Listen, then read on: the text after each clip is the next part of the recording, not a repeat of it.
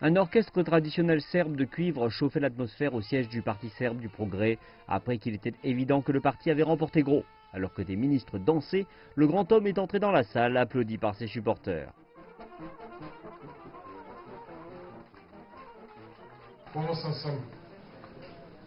Je suis fier et reconnaissant aux citoyens de la Serbie. Je suis reconnaissant parce que la Serbie n'a jamais accordé sa confiance à quelqu'un comme elle nous l'a accordé. La Serbie n'a jamais donné son cœur et je pense son esprit dans la même mesure où elle nous l'a donné. C'est une énorme responsabilité pour nous. Dans une autre partie de la ville, c'est un tout autre tableau. Certains de ceux qui ont boycotté les élections se sont rassemblés devant le Parlement serbe.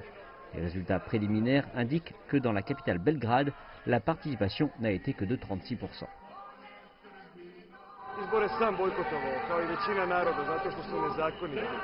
J'ai boycotté les élections comme la plupart des gens parce qu'elles n'étaient pas légales. Elles ont été illégalement déplacées au 26 avril, puis plusieurs lois électorales ont été changées pendant la campagne électorale. Il n'y a pas eu les conditions de liberté et d'équité lors de ces élections. Depuis 20 ans en Serbie, nous n'avons eu que de la fraude électorale.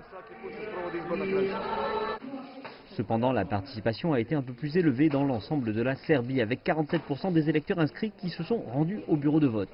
C'est bien inférieur à la participation lors des élections précédentes, mais pas aussi bas que ne l'espérait l'opposition. L'opposition dira que c'est à cause du boycott et en effet cela a influencé la participation. Mais l'épidémie de coronavirus a certainement elle aussi joué son rôle. Et puis il y a une forte apathie politique en Serbie, donc la combinaison de ces trois facteurs a résulté dans la faible participation. De retour au camp des vainqueurs, les célébrations se poursuivaient.